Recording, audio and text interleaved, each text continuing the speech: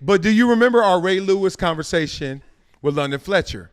This is this conversation where it's like you got somebody undisputed, the heavyweight champion of the world, GOAT, Deion Sanders. And then somebody was like, oh, really? Look at my numbers. They're not as good as his. Some are better. And we don't ever mention Asante Samuel in any cornerback conversation. We never mention London Fletcher in any defensive conversation about who's the best defender. We look at Ray Lewis and say, stop playing. Maybe give me Dick Butkus. But no one else better be in that conversation. And London Fletcher's like, hold my beer.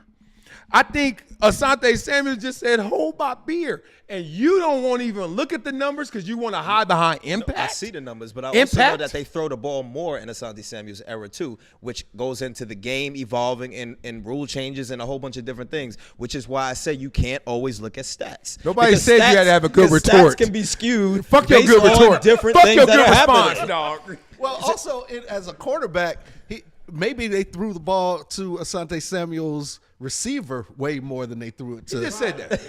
He literally just said that. Well, but you just try to just Southside Chicago ass. Well, no, just say what you said, paraphrasing that. Right. That's how you got through college. Yes. It's motherfucking barely plagiarism. That's plagiarism. Barely. He literally just said they throw the ball more in this era. No. He's saying the era's different. I'm saying even if it's in the same era, they threw it at him. That means he's not that good. You don't throw it at him. Right. They tried him more. Which means they didn't think you was that good. So hold on. No, I'm not saying they didn't think he was that good. I ain't saying that.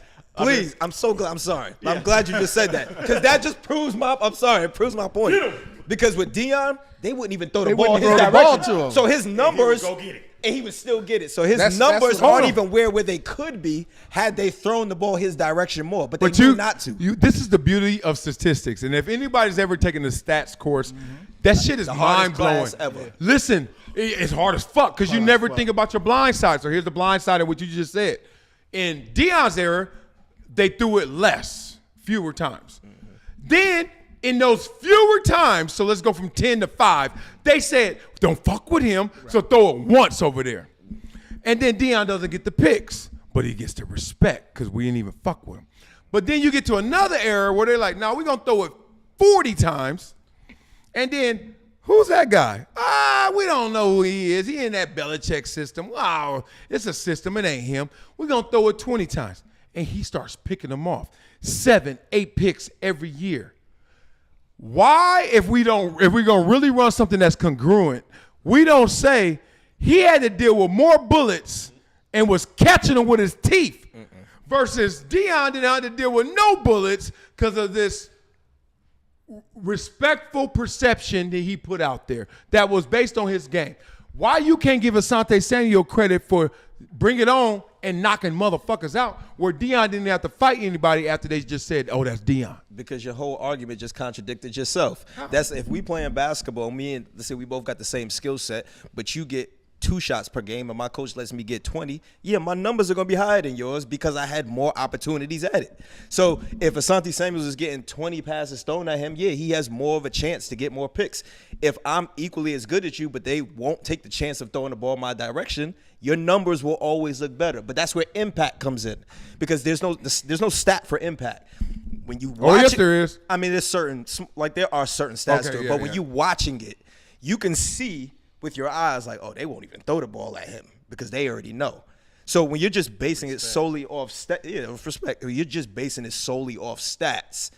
Stats can be skewed. No, but all right, let's just have this fun banter back and forth.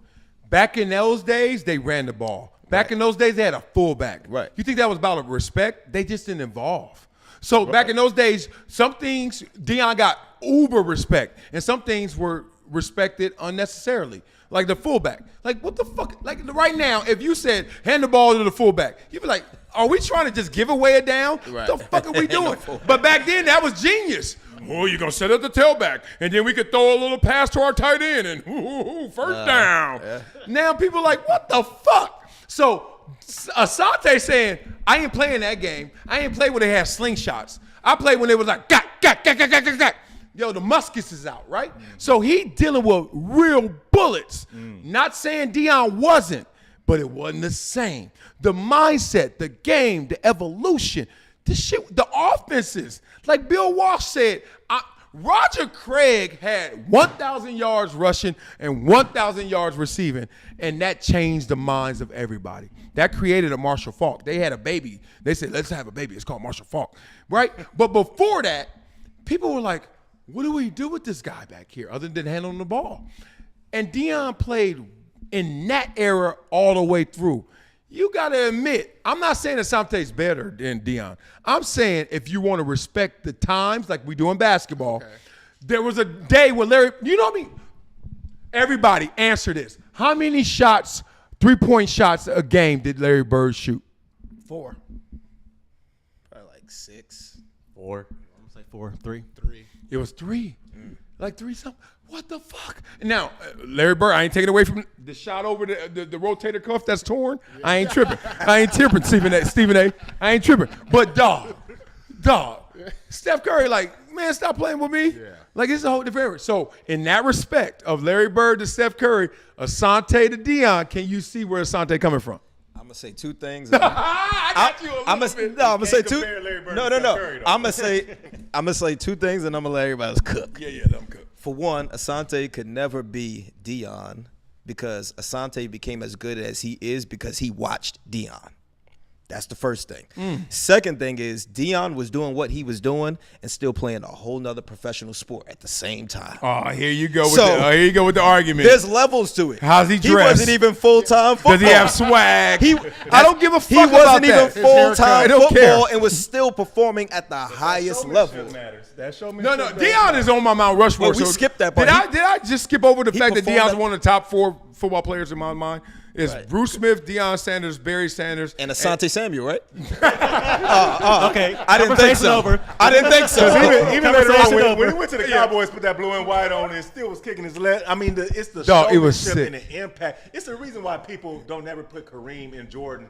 Right. You know what I'm saying? Right there, because people are like, Kareem didn't have that Jordan, that showmanship. The most accomplished basketball player ever is Kareem Abdul-Jabbar. College, yes. Why is he not right there under? Why is he not in Stephen A. Smith second, number 2 to 1? Because we like shiny things. We like shiny things. Yes. Right. And being real era. He came before the NBA was born. That's right. The NBA, when it was on pre-tape delay and all that, like, I'm sorry, Dr. J. I'm sorry, Jerry West.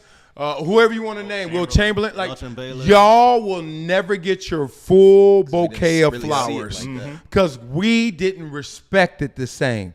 So that's why when you look at it now, Asante's like, y'all respected that era way more at a position where it's way more difficult to play now.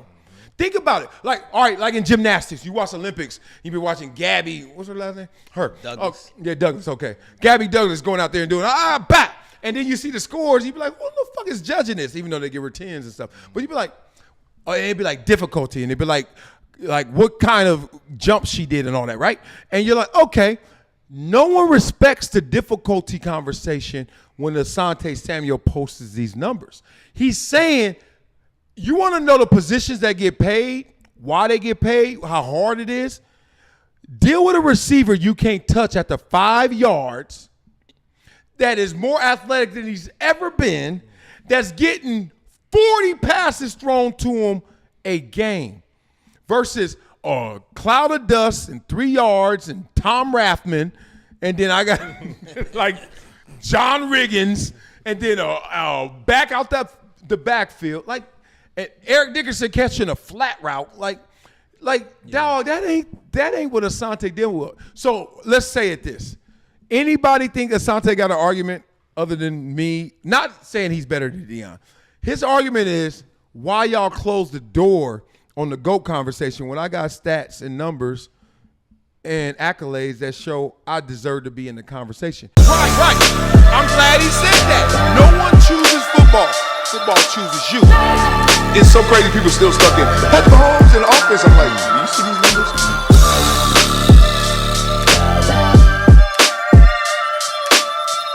This is Marcellus Wiley on the rocks.